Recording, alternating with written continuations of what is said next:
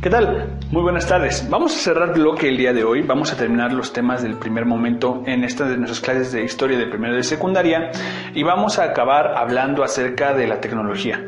Como me imagino que tú sabes, es imposible ganar una guerra únicamente con fuerza bruta. La historia nos ha demostrado que solamente pelear utilizando el músculo pues termina por perder, porque muchas veces el cerebro es más valioso.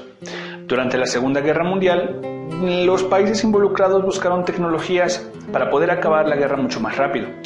Y una vez que terminó el periodo de guerra, estas tecnologías continuaron y cambiaron, mejoraron y se incorporaron a nuestra vida diaria.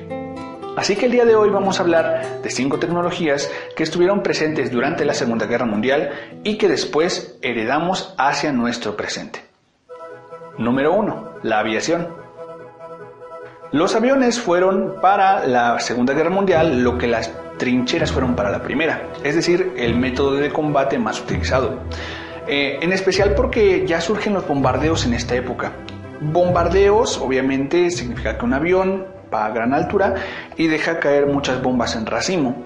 Las bombas no solamente estaban dirigidas para los soldados, razón por la cual las trincheras ya no servían.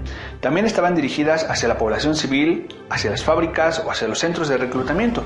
Eso bajaba mucho la moral de un país. Para que un avión pudiera bombardear, necesitaba ir más alto de lo de un avión normal. Y no solamente eso, necesitaba resistir más peso, porque llevaba más personas aparte de las bombas. Me imagino que en tus clases de geografía has visto algo relacionado a la presión atmosférica y sabrás que entre más alto se está, la presión cambia y la cantidad de oxígeno disminuye, es decir, no puedes respirar igual muy arriba que a nivel del mar. Entonces, para que no hubiera este problema con los aviones, se empezó a inyectar oxígeno dentro de ellos y los aviones se quedaron sellados.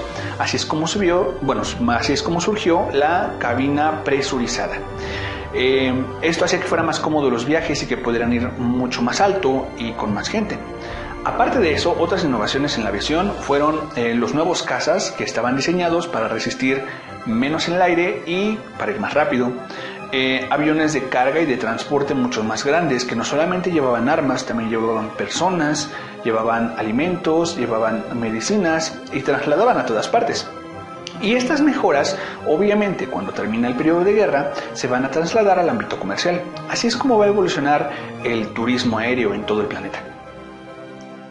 Número 2. El radar. Al iniciar la Segunda Guerra Mundial, los ingleses tenían la fantasía de crear una especie de rayo de la muerte. Así como lo oyes, la idea era que de un avión saliera un láser que impactara a otro avión y lo calentara para que el piloto no pudiera manejarlo. Naturalmente la idea, pues muy creativa era, pero era muy poco probable por las condiciones que necesita un láser para calentar. Pero de algo se dieron cuenta los inventores. Se dieron cuenta de que cuando un avión pasa, genera cambios o daños en las frecuencias de radio y que si uno utilizaba un espectro de frecuencias podía encontrar un avión sin ni siquiera verlo. Así es como se crearon los radares. Los radares en el aire y los sonares en el agua comparten una tecnología más o menos similar, pero el radar fue mejor diseñado en Inglaterra. Así era posible saber la ubicación y la dirección de un avión, incluso en condiciones donde no se veía nada. El radar, después de la guerra, pasaría a formar parte de los aeropuertos y así es como se regula el tráfico aéreo. De esa manera se evitan muchísimos accidentes y se pueden tener grandes cantidades de vuelos en relativos cortos periodos de tiempo. Número 3. La penicilina.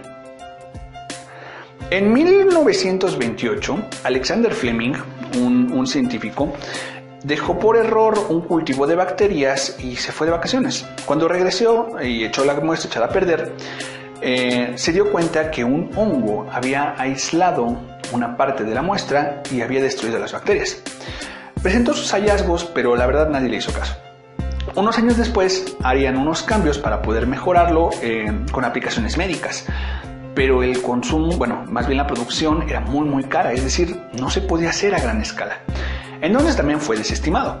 No sería sino hasta 1939, más de 10 años después, cuando los laboratorios militares en Estados Unidos encontrarían una manera de poder hacer crecer este hongo en grandes cantidades.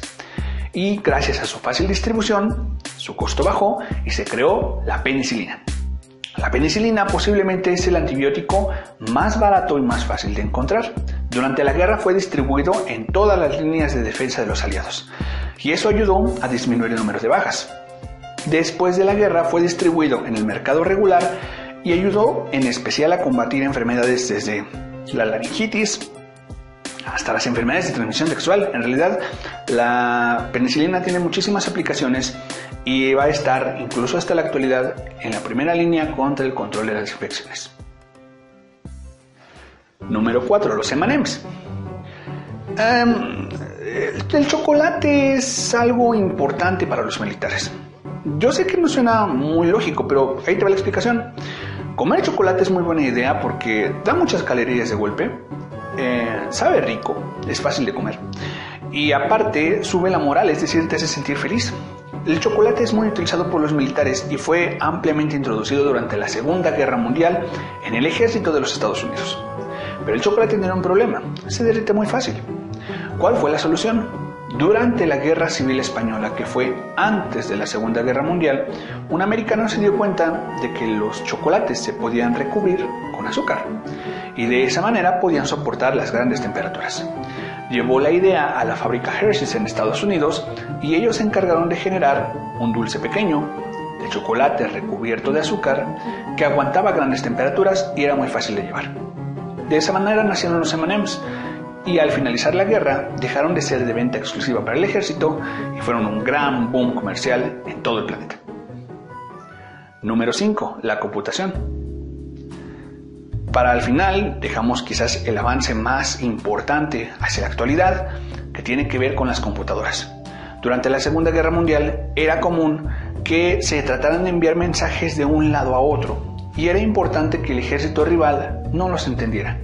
De esa manera se usaba algo que se llama encriptación, que es poner los mensajes en un código que solamente otra persona con el mismo código entienda.